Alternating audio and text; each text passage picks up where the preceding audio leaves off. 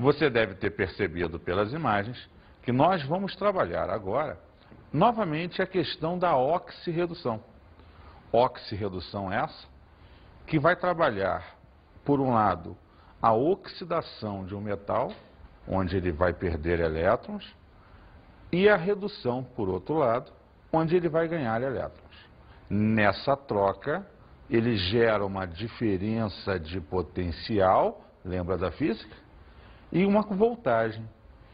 Logo, as reações aqui apresentadas vão produzir energia elétrica. É a química gerando energia elétrica. Com isso, vamos falar hoje sobre eletroquímica 3. Vamos nos basear principalmente nas pilhas, onde ocorre uma reação de óxido-redução, onde se produz corrente elétrica. Vamos observar o esquema a seguir. Observe por esse esquema que uma pilha, evidentemente com seu lado positivo e negativo, foi ligada a uma lâmpada. Como a pilha é um processo onde, no invólucro metálico, você tem substâncias químicas em que ocorrerá uma reação de oxirredução, essa oxirredução vai gerar um fluxo de elétrons que necessariamente, olhando o esquema, pelo anodo polo negativo, vão sair os elétrons, acompanhem as setinhas, passando pela lâmpada e incandescendo pela passagem do elétron no filamento dessa lâmpada. Eles saem e voltam ao polo positivo da pilha. Justamente esse fluxo de elétrons é que faz com que o elemento lá dentro que oxidou liberou o elétron, passou pela lâmpada e esse elétron voltou à pilha para reduzir o outro elemento. A reação, quando aconteceu, gerou essa diferença de potencial e incandesceu a lâmpada pela passagem dos elétrons do circuito. Observamos na pilha de Daniel que os íons cobre têm maior potencial de redução e o átomo de zinco sofrerá oxidação, o que nos permite concluir que ele, o zinco, tem maior potencial de oxidação. Esse texto demonstra para você uma das principais pilhas que exemplifica todo o processo de aprendizado dessa parte, a pilha de Daniel. Ela é a base instrucional para que a gente entenda como funciona o processo da oxirredução. É a pilha de zinco e cobre. Nessa pilha, ao qual eu vou demonstrar todo um trabalho para você, ela é uma base estrutural. Perceba uma coisa, a oxirredução é toda igual. O que vai mudar é o elemento que oxida e que reduz naquele exemplo do exercício, naquele exemplo prático do teu dia a dia. Então, se você entender como funciona a pilha de Daniel, você vai entender como funciona qualquer pilha na química. Nessa aula, o importante é o aspecto do cálculo dos potenciais, da energia gerada pela pilha. Você já teve em uma outra aula toda a ideia de funcionamento da pilha em nível de reações. Esse complemento faz o cálculo necessário dos potenciais gerados por ela. Vamos então trabalhar o potencial de uma pilha. O potencial da pilha é a análise da quantidade de energia gerada no processo de oxirredução da mesma. Ela vai receber alguns nomes diferentes, ΔE, DDP ou FEM, que veremos a seguir.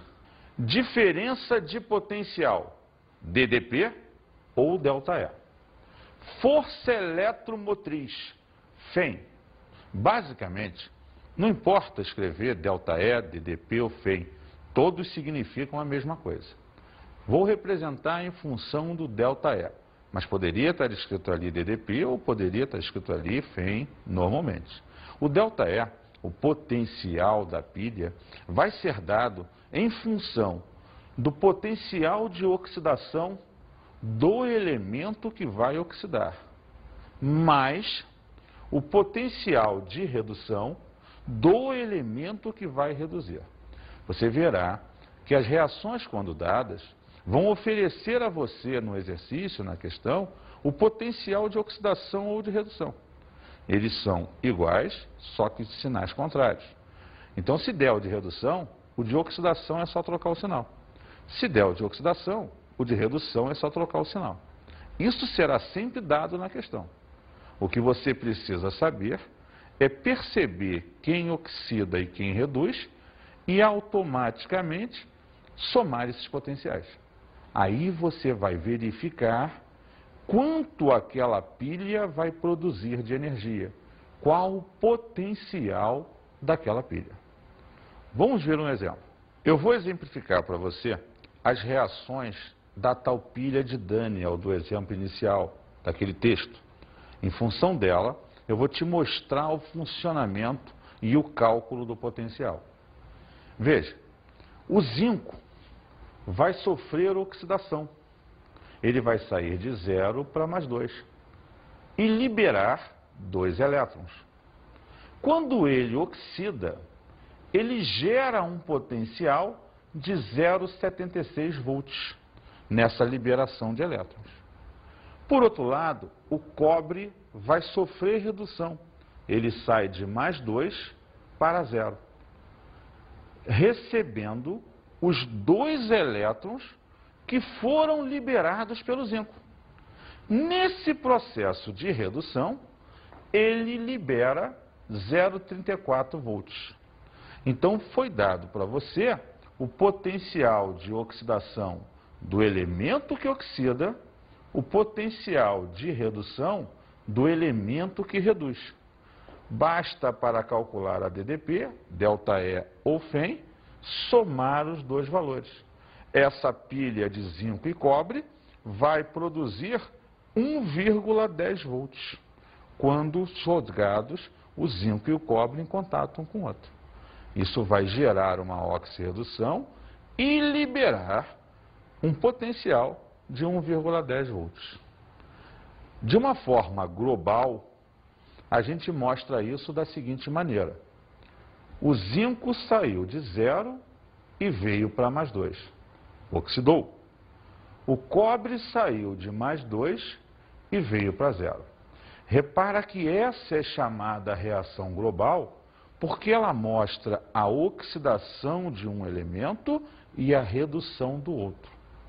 Estas iniciais são chamadas de semi-reações ou semicélula ou ainda semicela. Primeiro porque esta só mostra a oxidação. Então ela é a semi-reação de oxidação. Semi significa metade. É metade do processo. E o cobre está reduzindo. Então essa é a semi-reação de redução. Beleza? Vamos continuar então. Espontaneidade de uma reação. A gente falou lá no início que a pilha é uma reação de oxirredução espontânea. Ela acontece naturalmente e produz energia. Quando é que você vai avaliar a espontaneidade da pilha? Quando você verificar que o potencial gerado por ela é maior que 0. Ah, eu calculei lá, deu mais 2 volts. Essa pilha é espontânea, porque ela produz energia. Ah, e se eu calculasse e desse menos 1,5 volts? Esse processo não é espontâneo, porque para ser espontâneo, o ΔE, DDP ou FEM, tem que ser maior que 0. Isso é que caracteriza uma pilha. Ah, só um detalhezinho. Se você calcular lá o potencial e deu negativo, você deve ter feito o seguinte, invertido os elementos. Faça de novo a questão e quem você achou que oxidava, bote para reduzir. E quem você achou que reduzia, bote para oxidar. Você vai ver que aí vira uma pilha. Aí a DDP se torna positiva e você tem uma reação espontânea. Vamos ver o próximo quadro. Pilhas ou baterias. ΔE maior que 0. Logo é espontâneo. Então veja, é aquilo que nós acabamos de conversar. Se a reação ocorre e produz energia, ela é espontânea. Então ela é chamada de pilha ou bateria. E o ΔE é sempre maior que zero. E se não for, professor? Vamos ver. Ah, vai ser uma eletrólise, porque o ΔE é menor que zero. Então não é espontâneo. Você vai, e seria bom você estudar também esse ponto, ver num outro momento as reações de oxirredução que precisam de energia para ela acontecer. Ou seja, como ela não é espontânea, alguém tem que emprestar o elétron. Aí você vai ter que enfiar na jogada um gerador. É ele que vai fornecer o elétron para propiciar o processo. Ela é justamente o inverso das pilhas. Mas a eletrólise é um objeto de uma outra aula, que com certeza você procurará estudar. Vamos continuar. Potencial padrão. Eletrodo de hidrogênio, potencial do hidrogênio, 0 volts. Ou seja, a química precisou, para avaliar o quanto cada elemento, quando oxidava ou reduzia, produzia de energia, de um parâmetro de comparação. Então ela viu que o hidrogênio, quando sofria sua oxirredução, gerava 0 volts para fazer isso. Como substância simples, altamente estável, ele oxidava